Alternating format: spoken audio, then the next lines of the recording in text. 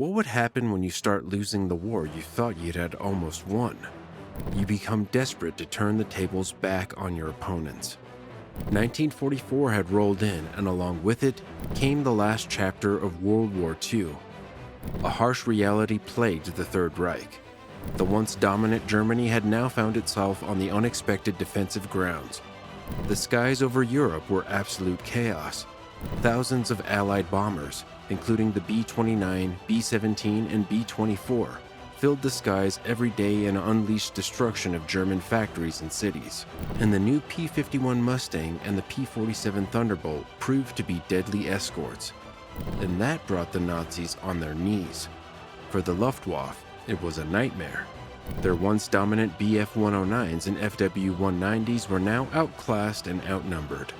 Their losses piled up, and they were running out of time, fast. However, in the shadows, German engineers were working on something revolutionary. A fighter so advanced it could outclimb, outgun, and outrun almost anything in the sky. This was the Focke Wulf Ta-152, the Luftwaffe's last hopes to reclaim the skies. In today's video, we'll go back in history and witness the creation of a piston fighter that could have changed the course of the war for the Nazis. What's the story behind the Ta-152? Was it really better than the Fw-190 and Bf-109? But before we do that, subscribe to our channel so you never miss a peep about legends, stories, and greatest innovations of the aviation world. By 1943, the Luftwaffe was bleeding. The same Europe which was in the iron grip of the Nazis was now a graveyard for its forces. Allied bombers were flying higher than their fighters could reach.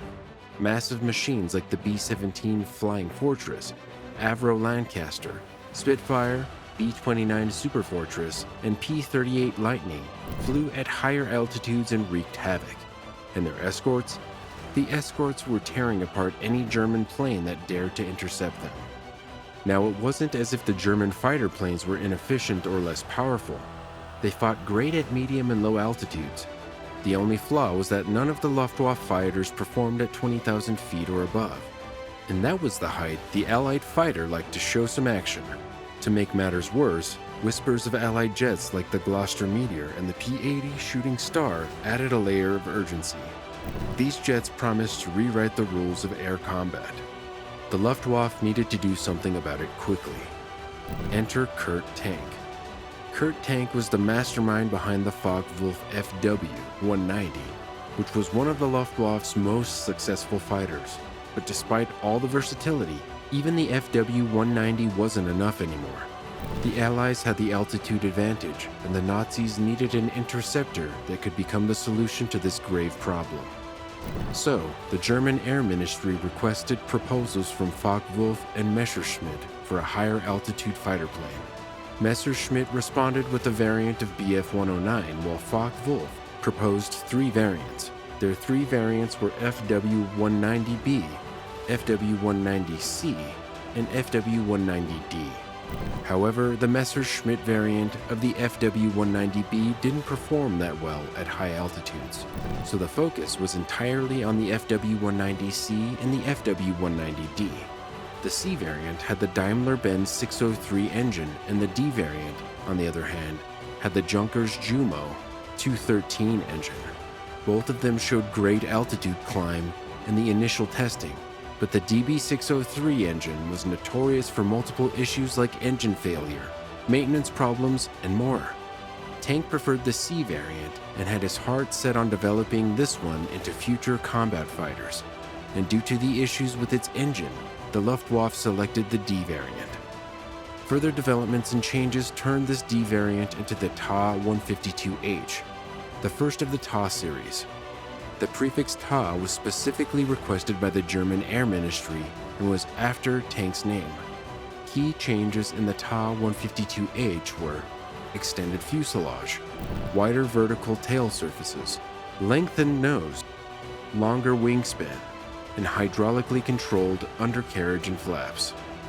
This piston fighter also featured better radio equipment and a heated armored glass windscreen that helped the pilots in navigation and even blind landing. Though the best upgrade was the pressurized cockpit and the speed boosting systems. For pressurization, the canopy was sealed with a rubber foam-filled tube, and the engine was also sealed by using a rubber foam ring. A Nor 300-10 air compressor was installed to maintain the pressure inside the cockpit. Tank also introduced methanol water, MW50, and GM1 nitrous oxide boost. Both of these systems helped the fighter plane in attaining top speeds. One instance is noteworthy where the speed boosters came in handy. Kurt Tank was flying an unarmed Ta-152H in late 1944 to a meeting at the Focke Wulf plant in Cottbus when ground controllers warned him of two P-51 Mustangs.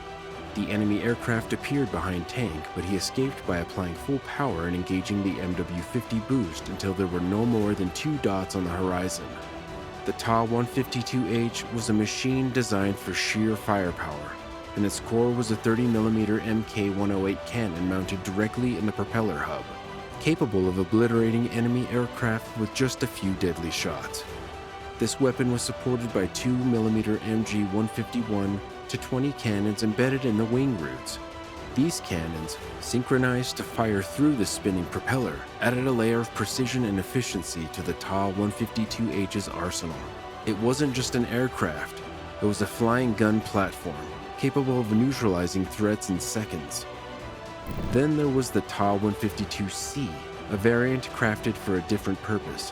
Where the H model thrived at high altitudes, the C model was a low-altitude enforcer, armed to deal with heavier, more resilient targets. It carried the same arsenal as its sibling, but didn't stop there. 2 additional MG-151-20 cannons were mounted just ahead of the windscreen, positioned above the engine's upper rear crankcase. With a total of 5 lethal weapons at its disposal, the Ta-152C was an airborne menace. Its concentrated bursts of fire were powerful enough to destroy even the most robust enemy bombers in an instant. However, this immense firepower came with a trade-off. The extra weight of the additional weaponry made the C model slower and less agile than the H model, while the Ta-152H was nimble, cutting through the thin air at high altitudes with ease. The C model had to rely on its overwhelming firepower to compensate for its reduced speed and turning capability. Even so, when facing heavy bombers or slower-moving targets, the Ta-152C was unmatched in its ability to unleash destruction. It was a machine of pure force, built to dominate the skies and strike terror into the hearts of its enemies. Designing the Ta-152 was one thing. Building it was another. By late 1944, Germany's industrial infrastructure was collapsing. Factories were bombed daily. Supply chains were in disarray, and raw materials were scarce. Tank's team worked under near impossible conditions. Aluminum, steel, and fuel were rationed, forcing engineers to cut corners. Even experienced workers were hard to find, as many had been drafted into the war effort. The production process became chaotic. Delayed assemblies and workers' mistakes resulted in flawed prototypes. To make matters worse, Allied bombers frequently targeted factories producing Ta-152 components. Entire facilities were destroyed, halting progress. Yet, against all odds, a few operational Ta-152s were delivered to frontline squadrons in early 1945. It was found that critical systems were lacking sufficient quality control. Problems arose with superchargers. Pressurized cockpits leaked, the engine cooling system was unreliable, and in several instances the landing gear failed to properly retract. The Ta-152 made its combat debut in early 1945. By this time, the Luftwaffe was a shadow of its former self. Experienced pilots were rare, and fuel shortages meant most planes could barely get off the ground. Still, the Ta-152 proved impressive. Its performance at high altitudes was unmatched. With a top speed of over 750 miles per hour and a service ceiling of 40,000 feet, it outclassed every Allied fighter. Armed with a 30mm Mk-108 cannon and 2mm MG-151 cannons, it packed a devastating punch. Just a few well-placed hits could bring down a B-17 or a Lancaster. Only about 43 Ta-152s were produced, and most never saw combat. Those that did often operated alone, outnumbered and outgunned.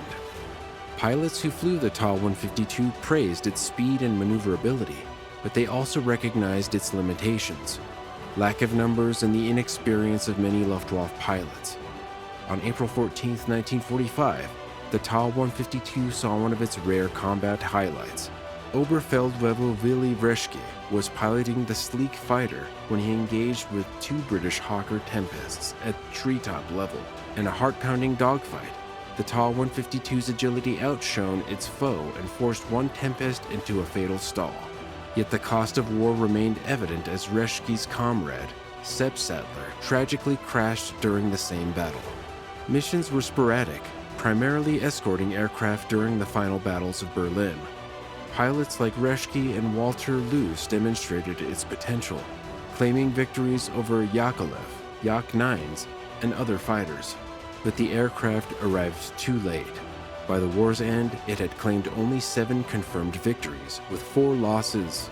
The losses were often due to inexperienced pilots or mechanical failures. Though its impact on the war was minimal, still the Ta-152 represented a glimpse of what could have been. A powerful fighter burdened by Germany's collapsing war effort. In another time or circumstance, it might have rewritten the skies. Instead, it remains a fleeting example of innovation born in desperation, a legend of the Luftwaffe's twilight days. And now's the time for the question we asked in the start of this video. Was Ta-152 better than the FW-190 or Bf-109? Although it was a successor of the same lineage as the FW-190, this piston fighter was designed to surpass both the FW-190 and the Messerschmitt Bf-109 in several critical areas.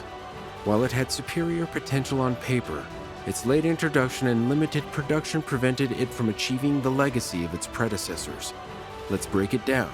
Unlike the FW-190, which excelled at low to mid altitudes, the Ta-152 was built for the stratosphere. Its powerful Jumo 213E engine along with the boost systems gave it astonishing speed and climbing power. It could reach nearly 750 miles per hour and operate at altitudes up to 40,000 feet. Now this was even better than Allied fighters, which made this plane the best piston fighter of World War II. Pilots who flew it marveled at its stability and agility in high-altitude engagements, where its long wingspan and improved aerodynamics made it a deadly predator. Yet these very traits made it less suited for the close-quarters dogfights where the FW-190 and Bf-109 had thrived. The Ta-152 was brimming with advanced technology, including a pressurized cockpit, which was essential for high-altitude operations. However, the rush to produce the aircraft amid Germany's dwindling resources created significant reliability issues. Pressurized cockpits leaked, engine cooling systems faltered, and critical components lacked proper quality control. These issues stood in stark contrast to the proven reliability of the FW-190 and Bf-109, which had been refined over years of mass production. In combat, the Ta-152 showed flashes of brilliance but never had the numbers to make a decisive impact. Its limited production meant only a handful of units saw action. Pilots like Willy Reschke found it capable of matching even the advanced Allied aircraft like the Hawker Tempest, but these moments were rare and fleeting. Meanwhile, the FW-190 remained Germany's most effective all-round fighter, and the Bf-109 continued to hold its ground due to its versatility and sheer ubiquity. Ultimately, the Ta-152 was a fighter that came too late. Its potential far exceeded the FW-190 and Bf-109, but the tides of war had already turned. This plane was left as a remarkable what-if in the history of aviation. Today, only one Ta-152 survives with serial number 150020. It was probably built at Focke Wulf's production facility at Cottbus, Germany in December 1944, and delivered at Rechelen, Germany for service testing. The aircraft is housed at the National Air and Space Museum Paul E. Garber Preservation, Restoration, and Storage Facility in Suitland, Maryland, United States, where it is expected to be restored. In the end, Ta-152 was the perfect example of a last-ditch effort, and this urgency still gave birth to innovation and advancement. It's a shame that the aircraft wasn't able to showcase its full potential or perform enough to write its legacy. Instead, it became a reminder about how desperate times call for desperate measures. The Ta-152 arrived too late with too few numbers and a war already lost. Yet its legacy lives as one of the most advanced piston engine fighters of World War II. What do you think about Ta-152? Could it have changed history if it had come earlier? Let us know in the comments below. And don't forget to like and share this video. See you next time for more stories from the skies.